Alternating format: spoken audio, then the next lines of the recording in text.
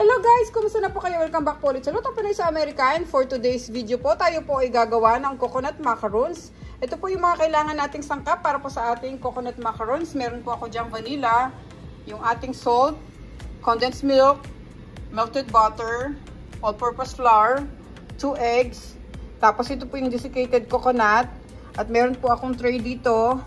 Ito po yung mga mini cups na gagamitin natin. Tinansya ko na lang muna po kasi nung last time po na gumawa ako ng macarons, malalaki po yung mga cups na ginamit ko, kaya ngayon maliliit naman po. So, pakicheck nyo na lang po sa description below lahat po naman kailangan nating sangkap para po dito sa ating coconut macarons. At sa mga hindi pa po nakasubscribe sa Lutong Pinoy sa Amerika at sa mga bago pong dalaw dito sa aming channel, pakisubscribe po sa Lutong Pinoy sa Amerika at pakicheck po yung other videos namin. Maraming salamat po, mag-umpisa na po tayo. So, habang minimix natin yung ating mga mixture, ipipreheat na natin itong ating oven sa 350 degrees for 15 to 18 minutes. So, start na natin. Ngayon, pwede na natin paghalu-haluin. So, meron tayo ditong desiccated coconut. Ilalagay natin yung ating salt. Tapos, unahin ko na itong vanilla. Lagay natin yung condensed milk.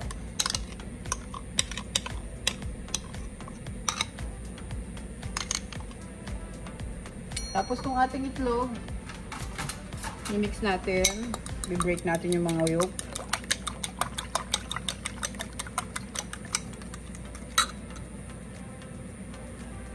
Tapos bubuhos na natin dito.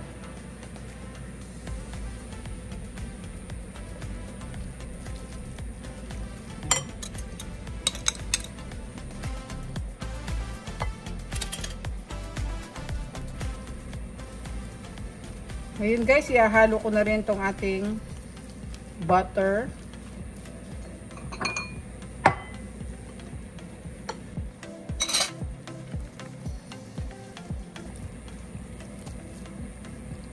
Tsaka natin nilalagay itong all-purpose flour.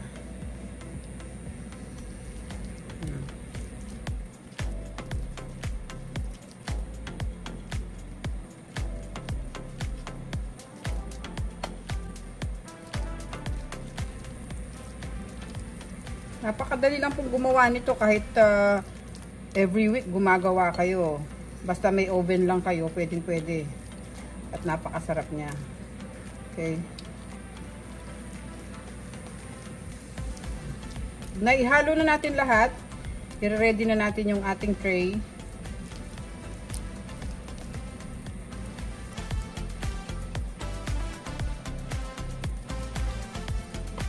So, ilalagay na natin sila dito. Lalagyan na natin yung ating mga mini cups. Unahin ko muna dito sa right side.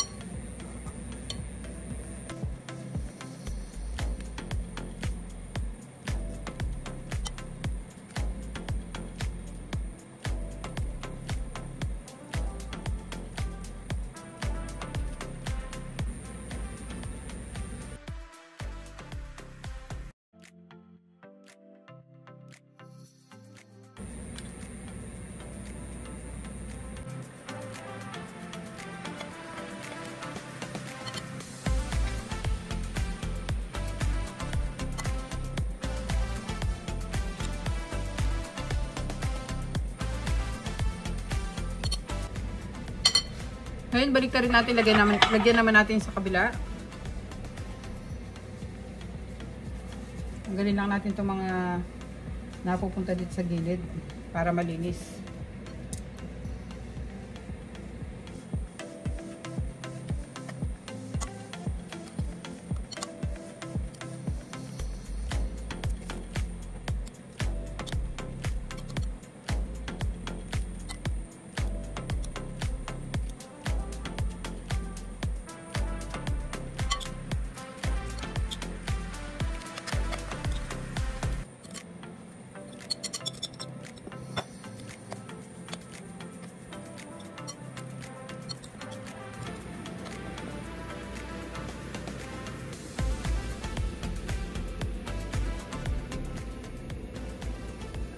So ngayon guys, nilagyan na natin lahat yung ating mga mini cups. Pwede na natin itong ilagay sa oven.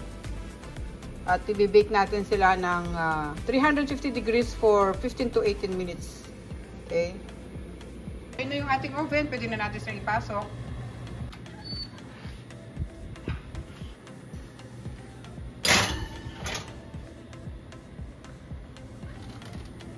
Tapos set natin yung timer. Subukan natin sa 18 minutes.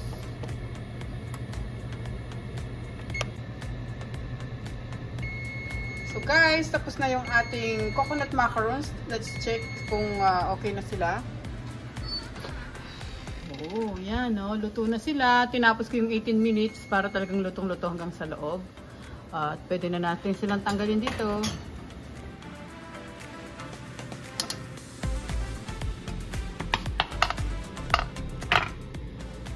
And i-cool down lang natin sila guys bago natin sila tanggalin dito sa tray.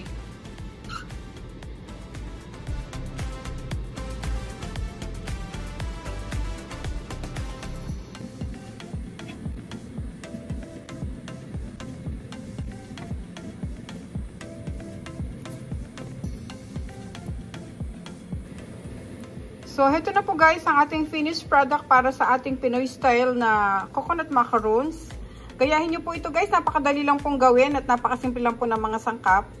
Maraming salamat po ulit sa panunood. Sana po nag-enjoy kayo sa recipe natin ngayon at pwede po itong pang dessert. Kung may mga okasyon kayo, pwede nyo rin pong ihain sa lamesa. Maraming salamat po guys. Sana po mag-subscribe kayo sa Luto Pinoy sa Amerika at sa mga bago po sa aming channel. Huwag nyo pong kalimutan i-check yung mga videos na nagawa po namin. At ingat po tayong lahat guys. Thank you so much po. God bless po. Ito na po ang ating coconut macarons.